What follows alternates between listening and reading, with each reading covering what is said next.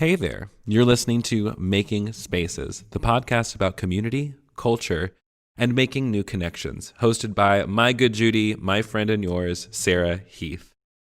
On this podcast, we're having conversations about design, literally making spaces, and how some of the most inclusive spaces aren't always the most inviting. And we're talking about what it means to make space for one another. With the world the way it is right now, we need to find ways to have conversations across lines of radical difference. So join Sarah each week as she tackles the intersection of design and practical spirituality with conversations with some of the most fabulous guests you're ever going to meet. Some will talk about actual design, some of us will talk about relational design, but no matter what, it's an incredible time. So grab yourself a cup of whatever you like, and welcome to Making Spaces with Sarah Heath. Yeah, well, I mean, to me, that is getting back to fear. I think the polarization is on some level an expression of fear of the loss of something if you don't have it your way. And you know, we're all prone to that. So I'm not pointing fingers here, but it's really, really in front of us. And, you know, I mean, I don't mean this as too blanket a statement, but a lot of people are raised, at least in the American Christian scene, let's say Protestant, conservative Protestant Christian scene, to polarize in a sense. To, you know, we're right. The problem is with those people out there somewhere, and that fosters that. I think a lot of people come by that attitude, you know, innocently, and you know, and I certainly have in my own background that too, and to create an alternate community where that kind of polarization is not the norm, but you allow sort of intramural debate within, let's say, a church body, and that's not a negative comment on the life of faith that you're trying to sort of struggle together.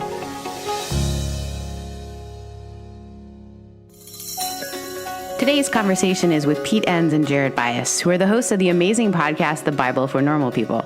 Pete, a professor of biblical studies, and Jared, a former pastor, professor, and entrepreneur, have a depth of academic knowledge that most of us only dream about. Okay, only I dream about, but I'm also a nerd. But even with all that academic knowledge, they are able to take the very complex and explain it in approachable ways. Believe it or not, people don't think about the Bible in the same way. Okay, everybody probably knew that already. But they make space for people to sit in the tension of differing beliefs in a way that I find inspiring. This conversation was challenging and helpful as we try to navigate the vast differences in thought and interpretation. Stick around for the weekly takeaway and for the inspiring quote.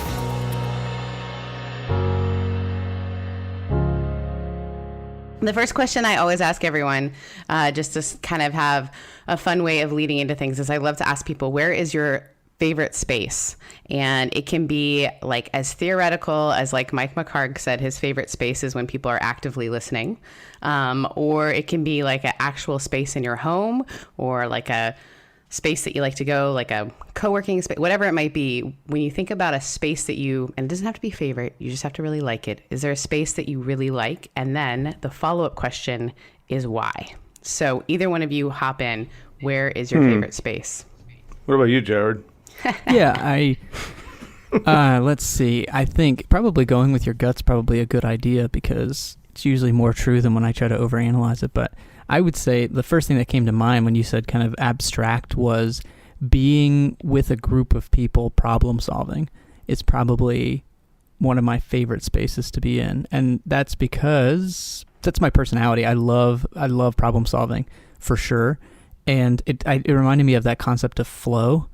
Yes. That, I guess he's a psychologist with a name that I can never pronounce, but that idea of kind of where you lose track of time when you're in that space, and definitely being with a group of people, a small group of people, problem solving something, brainstorming, creating plans, that becomes that kind of flow for me where I lose track of time. I love that. What about you, Pete? Where's your favorite space? One of your favorite spaces? Mine's more physical, literal. I really, really like early in the morning when, you know, that first hint of sunlight is, you know, coming out, and just sitting on a couch by an open window. It's just a really, really nice way to start the day, and it's sort of like really sort of a centering place. So that's what I like. I love that. Yeah. That's a great way to start the day in its actual space. And you have to make that space and be intentional about it. Yeah. Waking up. You shared earlier that you have dogs. Do your dogs join you in that morning time? Not if I can help it. But sometimes they do. They find me. I have pictures where I'm sitting down, have a cup of coffee. I'm just sitting there relaxing and taking it easy. And within 3 minutes, there are dogs on either side of me and a cat on top of me. So, but that's okay. I got to accept that too. They can be a part of that space. It's not necessarily private, but I like it better when it is. I tried to be super holy and get like a really good practice of meditating, and my dog becomes That's impossible. Yeah, he becomes so needy. Like in the moment I like him, like, all right, I'm in it. I'm gonna do this. He just starts like pawing at me for pets. And then like he's so cute that it's hard to like. So I just decided that I'm having like a Richard Rohr attitude about my dog. Like, you are the divine. We're all in this together. So my audience. But you can't meditate because you have pets. No, even just 5 minutes. No, absolutely not. Not 5 minutes, because 3 minutes they'll start barking about nothing. So my dog is mute, but he lets you know he's there. He is definitely like a hugger. He just loves attention. So he's not very holy, or maybe he is. Maybe that's a sign of it. So my audience is folks who. Some of them did grow up with religious backgrounds. Some of them did not. Some of them are designers, and that's kind of what they're into. So it's a really fun mix of people. But I want to give a little background about what you guys do. So you have one of my favorite podcasts, I'm not lying, The Bible for Normal People, and my dad loves it too. And it's just a podcast that's trying to make, people think about Scripture. Is that a fair way of saying that? How would you describe it? Yeah, I mean, I would. That's a good place to start. I would maybe Jared jump in here, but we're just trying to bring different ways of thinking about the Bible that people maybe who went to seminary or beyond that, sort of things we take for granted, that really help explain the Bible, why it looks the way that it does. But other people, they don't really have access to that, and we sort of want to popularize some of those ideas for people who are just looking for new ways of thinking. So that's how I'd put it. I love that. There's also something that I've always wanted to ask you guys, which is in the opening to your podcast, you say it's the only God-ordained podcast. And I'm wondering like what kind of paperwork you had to fill out for that, or was that just like... When I got ordained, I had to fill out a lot of paperwork. So I was just wondering what it was like to get your podcast ordained by the divine. Well, I think that's probably Jared takes care of the paperwork. That's more my area. I deal with most of the paperwork. So, it really wasn't that difficult when you're as good of people as Pete and I are. You have this direct access. So God's secretary doesn't need to get involved. We just go straight. And so it really wasn't that difficult, ask and you shall receive. I think that's what the Bible says. So. It says in the Bible. These guys, if you don't know, are clearly Bible scholars. I'll do the little intro before. I'll record it before, so you guys don't get to hear what I say about you. But clearly Bible scholars, clearly. I also would like to know what it would be like to be God's secretary. That could be maybe the worst job. It's like the complaining... Like Apple geniuses don't have to deal with as much complaining as I'm sure God's secretary does. Right, yeah. I mean, they really are the first filter for all the prayer requests, and only some make it through. So, you got to format it just right, and if not, it doesn't make it through. A lot of people don't know that. I don't know, the Jim Carrey movie where he played God or something. Yes. He typed really fast. He could handle email. Yeah. Like he was just a very fast typer, so I think he probably... prefer to do it himself. I mean, how can somebody filter that, Jared? I don't know. I'm a little skeptical. There's also the idea of you have to say we just, I just. That's an important part of, like, you have to kind of couch all your requests, otherwise God can't hear them. Well, it really depends on how many justs and lords are in your prayer. By the way, we're kidding. But one of the things that I just love is the idea of being able to help people sort of move from kind of a very literal understanding. As Pete was saying earlier, there's like this you kind of inherit from your tradition one way of looking at the Bible. And maybe you look at it like it's something that you can't approach, and so other people approach it for you, and then you're hearing through their filter. And then for those kind of folks, it can be quite, disorienting when they start hearing things that don't quite go together. And so what from both of your past got you guys into this work of helping sort of normalize biblical scholarship or make it approachable? Well, I mean, for me, it's just, I think for myself, just thinking through it, and trying to always connect it with, so what, and actually these things are helpful because, people, when they start reading the Bible, start having questions, not too far into it. By chapter 6, everybody dies in a flood. That sort of will raise a question now and then. So, but it's things like that, like coming to terms with the Bible as it is and not the way it was sort of prepackaged. And then realizing that there is like a long history of people who do that. They think about that. They've written about it. They've debated, talked, and not just like for the past 100 years, but for the past 2,000 years and more, that this is sort of a normal thing to do, is to talk about the Bible and try to understand it and accept it and try to explain it as best as you can. And that's a good thing. We're about trying to be honest and not just honest because, that's a cheap way of saying it, but I think I think this might ring true for a lot of people, not be afraid to say, right. I really don't like this here. And I wonder if there's another way of seeing it. And I wonder if other people have handled it. And I think that's, for me, that's very much experiential too. It's not really an academic thing, even though, there's an academic background. It's always been a really big so what kind of question. Yeah. So if I read this and I hear this, so what? Now, did both of you grow up in, I would say, sort of literal communities? Did both of you grow up in the faith tradition? I would have definitely grown up in that. I grew up kind of as half Southern Baptist, half charismatic in Texas, where regardless of how different those seem theologically in terms of how we read the Bible, the structure of what the Bible is and how we read it, it would have been identical in that, the Bible is the inerrant Word of God, and that has these implications for how we're supposed to read it in terms of historicity, a literal approach, and kind of those things that tend to follow from that. So yeah, that would have definitely been my upbringing. What about you, Pete? Well, I haven't really grown up yet, so I'm fair, waiting to fair. see how it all... As someone who knows you, that's fair.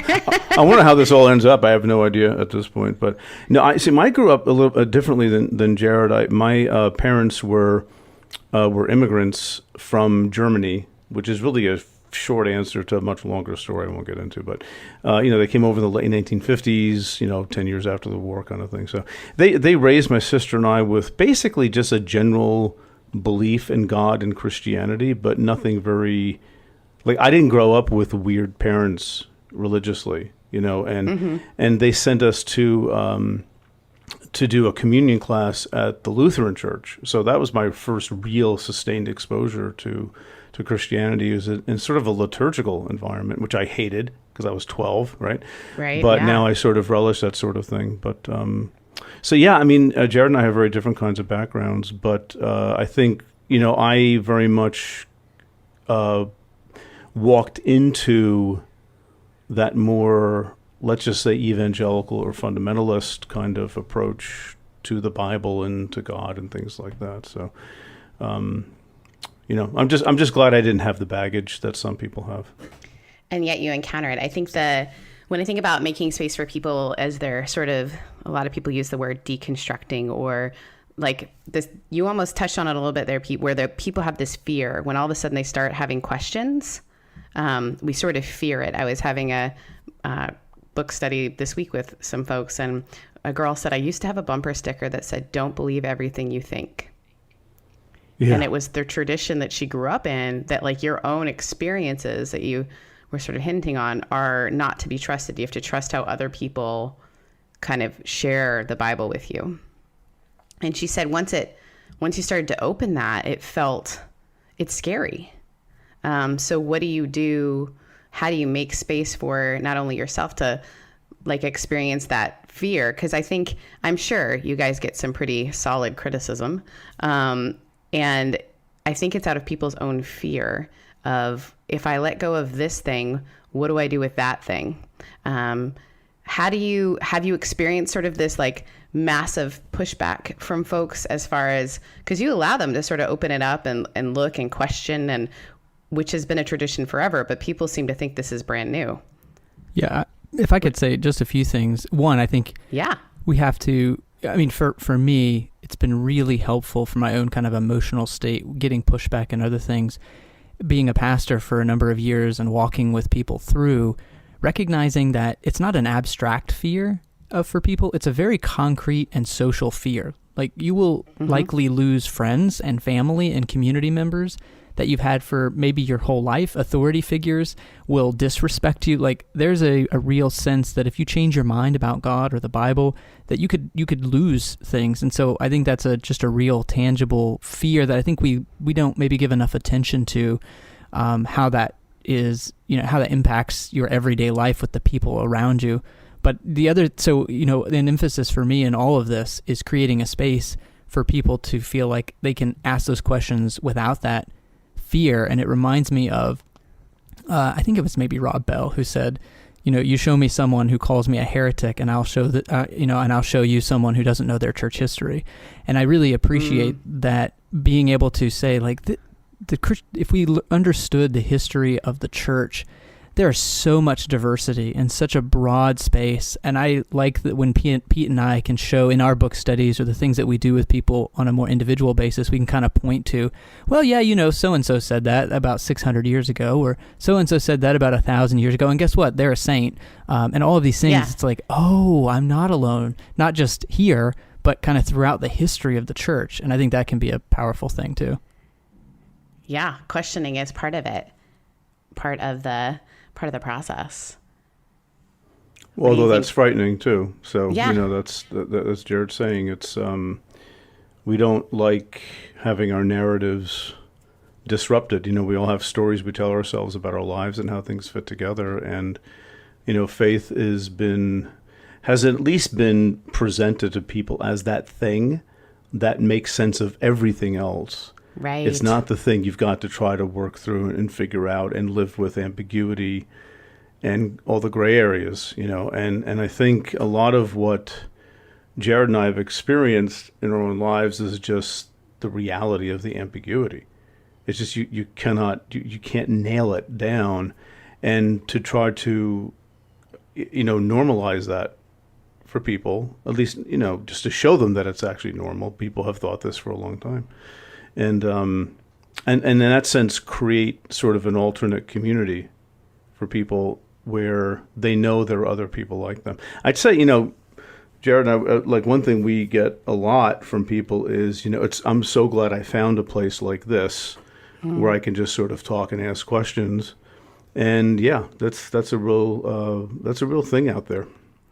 Yeah, because there's actual risk in saying, I don't think the way you think, because it's really hard to establish a community that isn't just like based on same thought. And we have to really do that because our thoughts shift so much. If we're doing the work of study, of learning, of questioning, we're going to shift.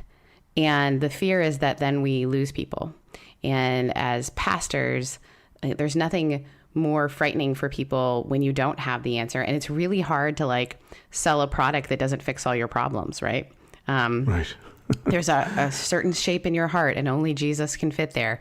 And when you start saying, well, which Jesus? Like, let's look at the scriptures, and there seems to be a lot of different understandings. It's really scary for people.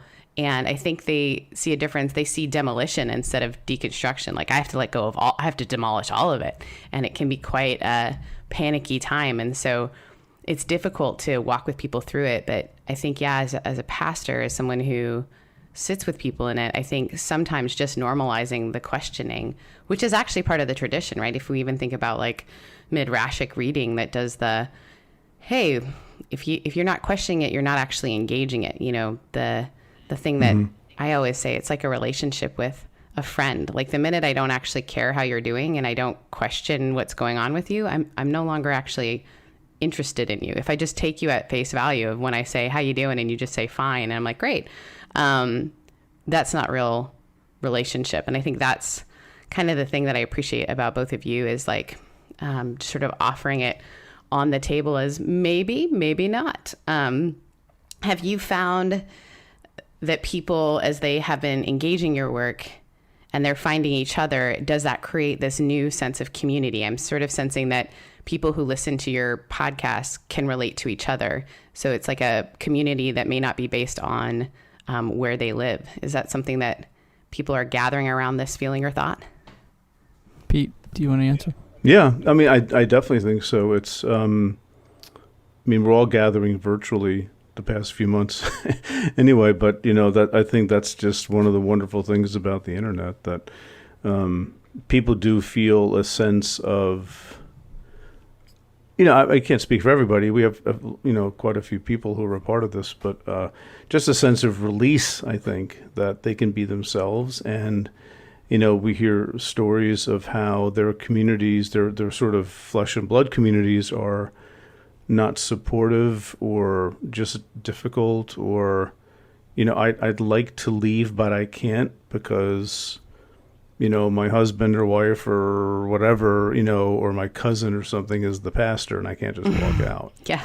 It doesn't work that way, you know. And so they look for alternate communities to just, you know, just to feel not alone and to be reassured that they're not crazy for saying things like what you said before, Sarah. Like my experience is really pushing me in a certain direction, and I simply can't deny that, right? And you talk to people and you realize that's pretty normal in the history of Christian thought. It's, you know, experiences drive theology all the time, and but you don't hear that, right, in certain communities. And so to be places where people normalize our humanity and not deny it or try to stuff it in a cage someplace is just a reassuring thing for people. And that's, you know, that's, you know, I would say at the end of the day, that's why we do this, and we enjoy doing the Bible for Normal People and all the stuff that goes along with it, because it's, you know, it's, you know, like many other people are doing, it's sort of filling a need. Yeah. It's like a book, right? This is a book, an ancient text, but it has so much attached to it. It's almost, excuse my Wesleyan theology, there's this understanding of the Quadrilateral, it's called, which I think is the sexiest form of theology, which is the idea that the scripture, tradition, reason, and experience, they all go together, right? Mm-hmm.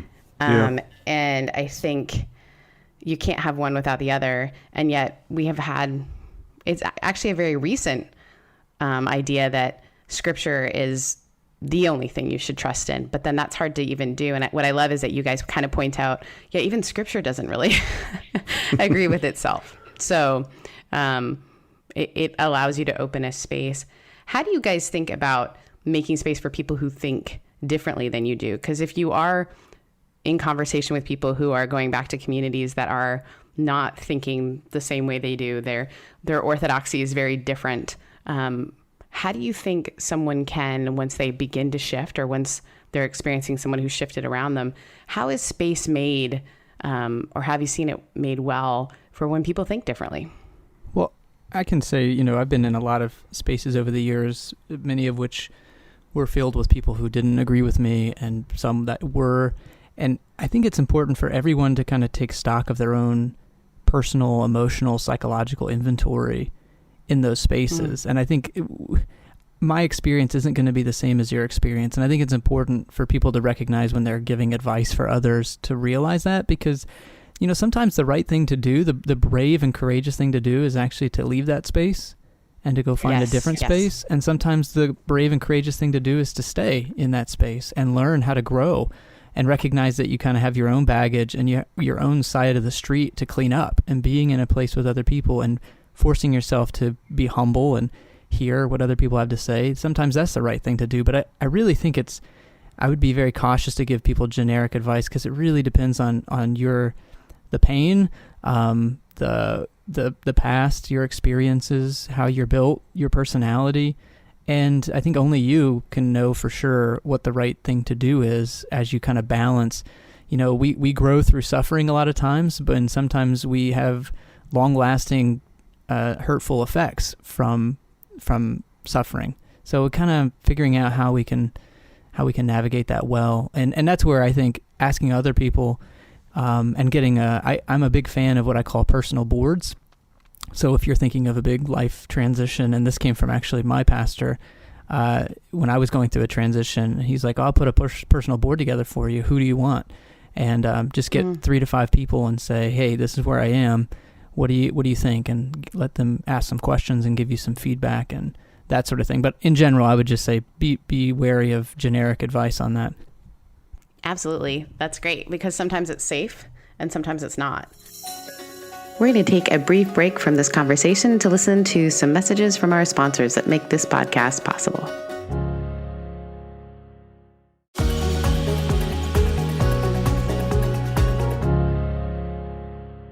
What I'm afraid of is that we're getting in our echo chambers, right?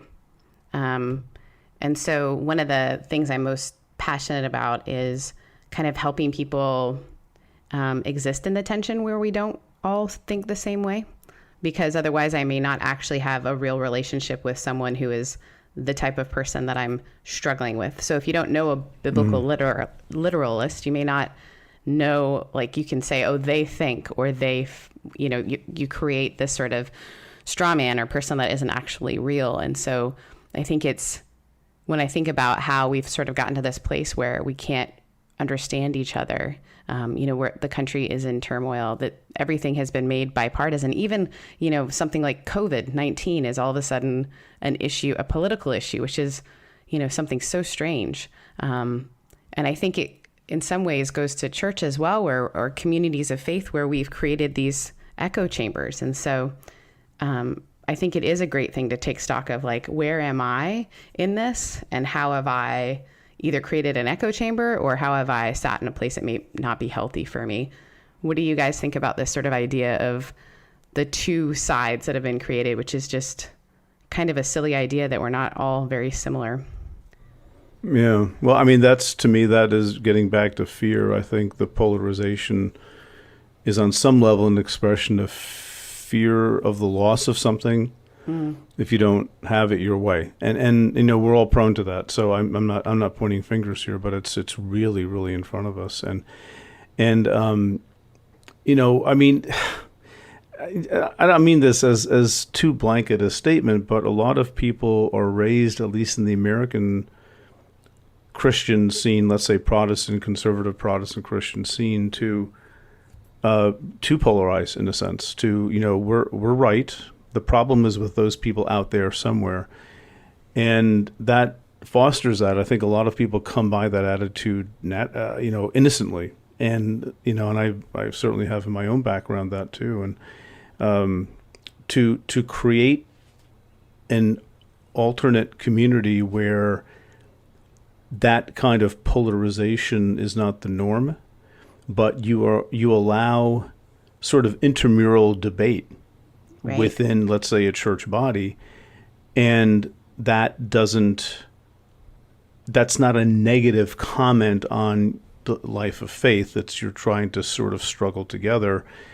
And, I say this, whenever this comes up, but just having had experience with Jewish professors in graduate school and seeing that more directly, the history of Judaism, which, is not, the yellow brick road or anything, but it does things that the Protestant world has not done as well, which is not defining a community by simply being on the same board doctrinally with everything, but having a deeper commitment to each other and to God, and debating and strongly disagreeing about things, but that doesn't shatter the identity.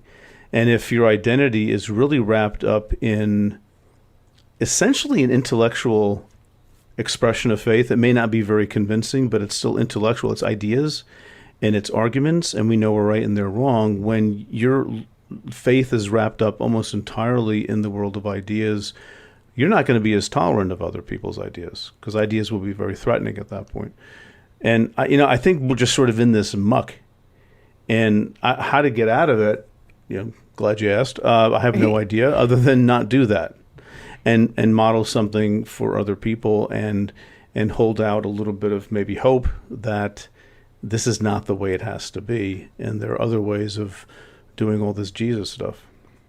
It's so interesting how shocking it is for people when you do that. We have this thing called Theology on Tap, where we meet at a bar, or now we meet on Zoom, and we just bring a theological questions, and I refuse to kind of answer. I like to just sit and ask questions, and then we have quotes from all over the place. Like last week we had like RuPaul, and but also like Pope Francis, whatever it might be. But people will say repetitively, "Oh, I can have I can disagree with these people, and yet I still feel connected to them, and I haven't been able to do that in a space before." And at first it's interesting. People approach it with fear. Sometimes, like, I feel like this is wrong. Like they'll even when they answer a question, I know this is probably wrong, but I think, and so I think this idea of just, okay, well, what if we just allowed people to disagree, and it didn't have to be, that they were, branded a heretic, or think we're going to be praying for you. When a lot of the people at our church joke that they know they're on somebody's prayer list at this point, because of all the different thoughts that they're having. Like, oh, clearly a prayer list has been created with our names on it. But when that space has been made, there's that feeling of like, first it's normal to feel unsafe, and then it's normal to feel safe, and your ideas begin to open up, and then your ability to not think that a relationship will be severed because you think differently. But it's a real fear. I think it's wonderful to say, like, hey, we're not going to give you blanket answers. But I think having that ability to disagree and still be in relationship is such a gift that people can give each other. I'm going to ask you guys a question that I think it will be helpful, maybe. Although I can see both of you saying, well, I don't think you can give a solid answer for this, but I like to ask people sort of like, what is like one thing, if you're thinking about how do we make a space where people feel like they can question things? Is there something that you can think of that's other than just modeling? I think modeling is really helpful.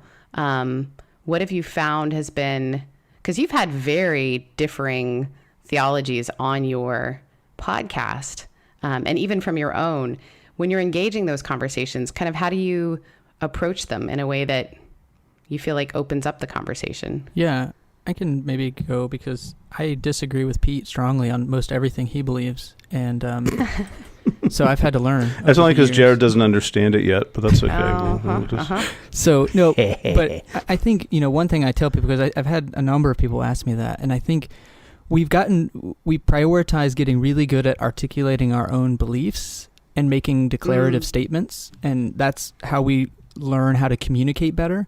But I think learning how to ask better questions could be a really good start. I've found questions to be so very important in my ability to connect with people, and learning how to ask questions that sometimes questions can be statements, but sometimes they can just be questions, and being able to not just ask questions, but then have a posture of humility and extreme curiosity behind those questions can really go a long way to help people put their guard down and show people that I genuinely just want to know you, and I want to understand what you believe, why you believe it, how you believe it.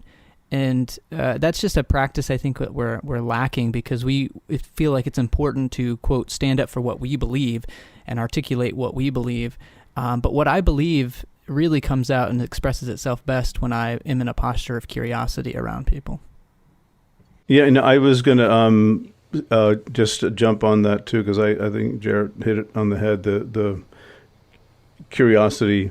I mean, I've said to people about being curious about their faith, and they look at me like I have three heads. That's the thing you're not supposed to be curious about. You're supposed to be solid and rock solid and stuff like that. But when you're talking about God and infinity and all that kind of stuff.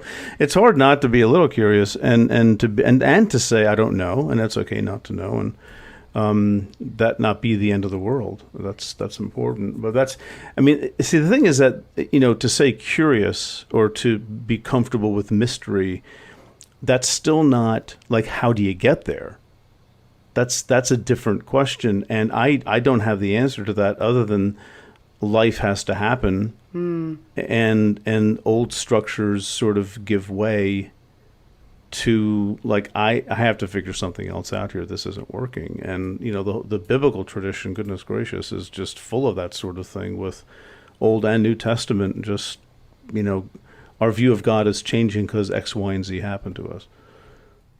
Well, it's also, Jesus was a questioner. I mean, I joke that, like, I would have hated going to lunch with Jesus, because you'd be like, hey, where do you want to go to lunch, JC? And he would have been like, I don't know, where do you think where would you say I would want to go to lunch? Right? It's like always a question. It was never like a solid answer. And just pick a place, will you? Yeah, geez. I think there's just so much to be said about when you have that posture of curiosity for yourself and curiosity for the world. It's actually, I read a bunch of studies about how people move from like absolute, I believe this, and very like fundamental about, and other people on the other side of that believe that. And one professor who was a Jewish scholar, she was actually a psychologist, and she had people who have very different beliefs have conversation. And what she did was had them understand their own beliefs. And then they would have a conversation where their goal was not to change the belief of the other, but to simply be curious about the other ones. Mm-hmm. And they found that the first step, which is what Jared said, was really know their belief, like kind of working on their own. And then they found that, oh my gosh, I actually have a lot of questions about the things I thought I really knew. And then for them to be able to share it with someone who has very opposite opinions, but they weren't trying to change their mind. They were just sharing from themselves. They, then redid a study, and they found the other person to be more, likable, acceptable, even their beliefs to be something they were more comfortable with. And it was because they sort of sat in their own thing, and they weren't afraid of the other person trying to change their thing, right? It's that fear piece. Mm-hmm. And then being curious about, like, oh, that's interesting. You believe that. And curiosity is something that it is kind of a muscle that you can flex, and it gets bigger. And if you have that sort of non-anxious presence of like, okay, you believe that, and that in no way threatens my belief. And I think that's a kind of a false narrative that's been taught in churches, that if someone thinks differently than you, they're dangerous. Yeah. As if thoughts are dangerous.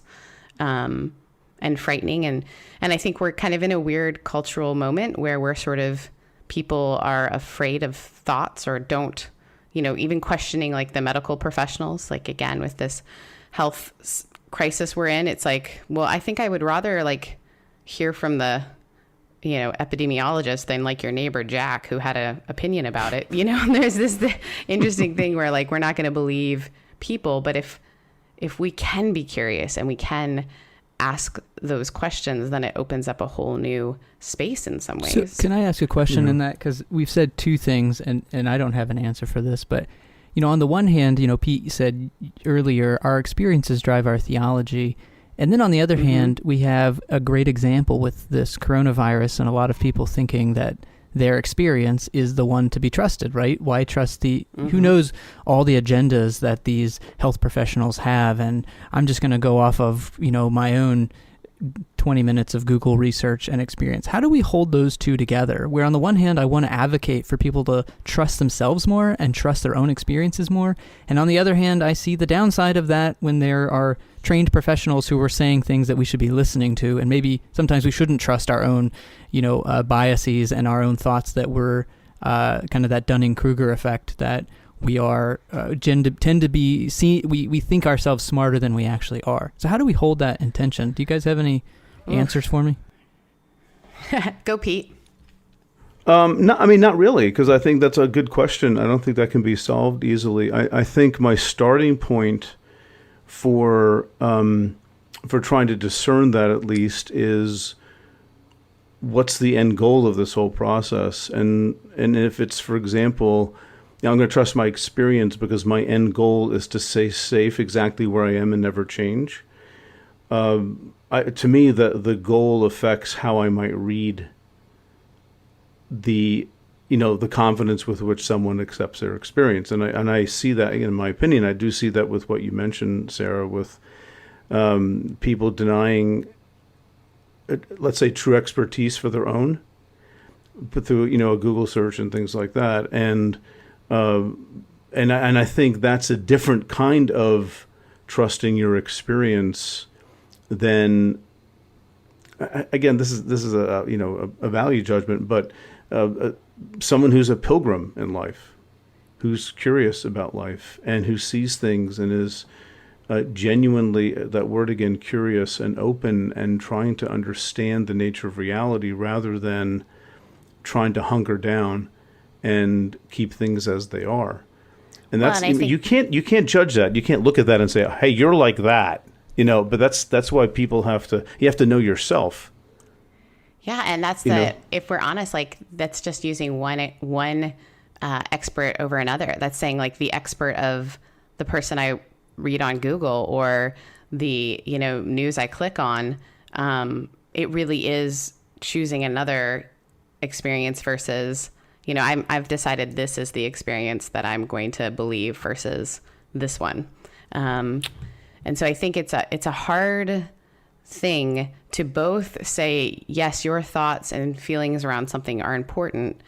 And also maybe the thoughts and feelings of, this expert might be something we should pay attention to, or even their training in it. And I think even if we take it to the biblical idea, it's sort of hard sometimes when I have dealt with pastors who are wonderful people, but didn't do any sort of theological or scriptural training, but they grew up in a tradition that, you go to Bible school attached to your church where you learn what your church believes about the Bible, and then you become a pastor. So now you're an expert to a certain group of people, and there's been no sense of curiosity. But then I've met them when they're in the midst of their curiosity developing. And it's interesting how they become more space, like they become space makers once they themselves go, oh my gosh, I have been saying these things for so long. So I think we're in a really weird time of trying to figure out who are the experts and how do we listen to them? And then how do we also trust our own intuition? And sometimes I think it's both trusting your own self, but also like being able to see yourself as limited. It's a real honest reflection of self. To trust, to cultivate a quote healthy trust in oneself requires a certain level of knowledge of self and of being self-critical. And I have to say that carefully because some people are just drowning in self-criticism, those negative voices inside. That's not healthy. It's like there's toxic shame and then there's non-toxic shame, right? It's just you have to discern which one you're dealing with. But a healthy dose of knowing yourself and self-criticism as you're also being curious and learning to trust your own instincts on things. That's almost like trying to be a human being at that point. And that is hard. And that never happens in a time of polarization. I think. I shouldn't say never, but that's when you tend to want to pick sides, and I do that. I'm on that side on this issue, not on this side, and when I do that, it's more reactive than reflective, and I'm not really examining my motives at that point, which I need to do, right? I think it's so important just to know yourself and to think critically as we're learning to accept who we are. And it's not either or. It's those things have to coexist, I think, in a healthy person. Yeah, and that's not always been people haven't been like, oh my gosh, look at you, good job getting to know yourself. That's not necessarily a skill we've taught people, and I'm hopeful that some of that is being developed, even like with the work of Brene Brown and that sort of thing, where people are finally able to let go of needing to be an expert. There was a long time where you couldn't, like, to even question anything would mean letting go of sort of a social like value that you had, because maybe you're starting to question things. And I find that a lot with pastors that I talk to, is like, I'm starting to question things and I'm afraid because I'm going to lose my value as an expert.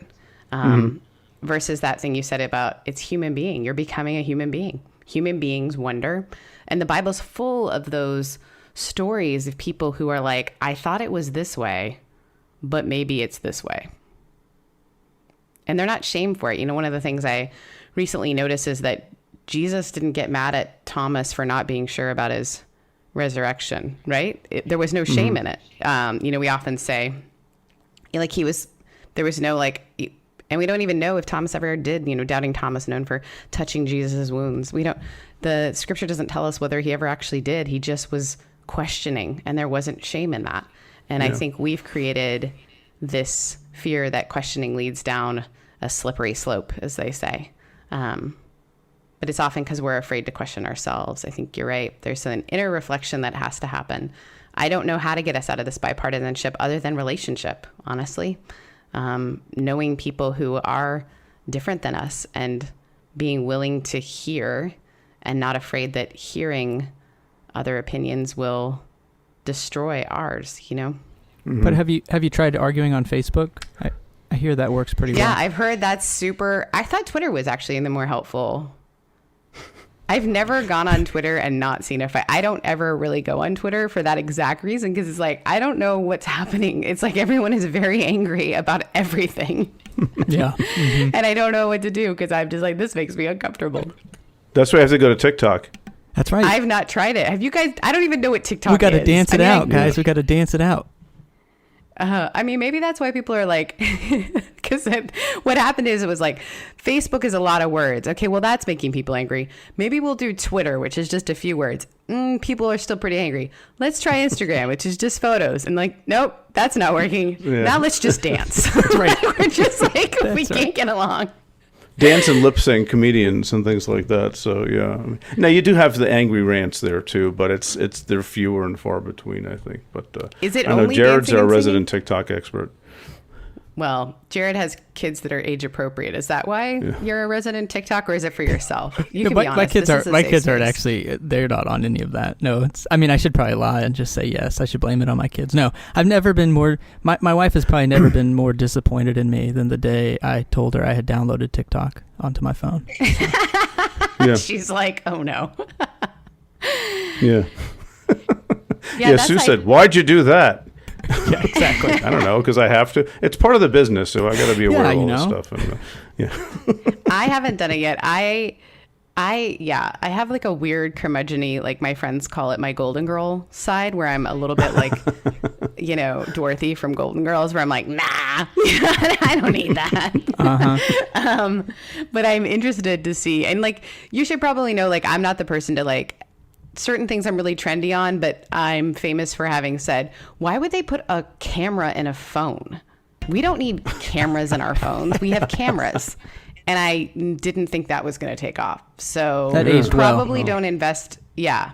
Don't invest in anything I think is great. Got it. Yeah. Yeah. I will say, I think, noted. As beautiful as it is that people are finding community online, again, my fear is that idea of echo chambers and algorithms deciding what information we hear. And I think that's my, you know, sometimes when I have a tough time with Christianity as a whole, or even whatever faith gatherings, I think at least it's a place where people are gathering.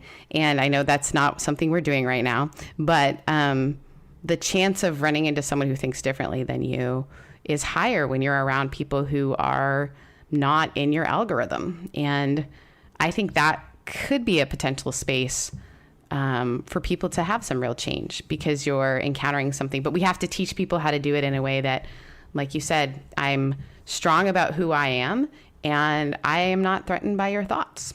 But it's definitely a lesson, and it's something we have to teach people. You have to practice that in real life with people. Yeah. I mean, that's one reason why I'm really thankful for at least, you know, some aspects of my own background where, you know, there were a lot of conservative people, right? So, you have to learn to listen differently, and you become more self-reflective in a sense. And I teach college students now, and that's very helpful because they're coming from so many different places, and some from pretty conservative traditional households, and just to realize that they're in that space now where they're not in the echo chamber.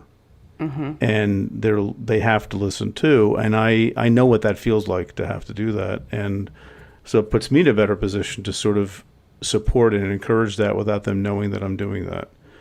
And that has to, and you do lose that. You're right. I think in social media, there's certain news outlets I won't turn on when I have the control over what I want to watch, and others that I might be more drawn to. Right. So I'm not hearing other things. And that's, the problem with the 24-hour news cycle and instant information. Whenever we want it, we tend to gravitate towards things we already think.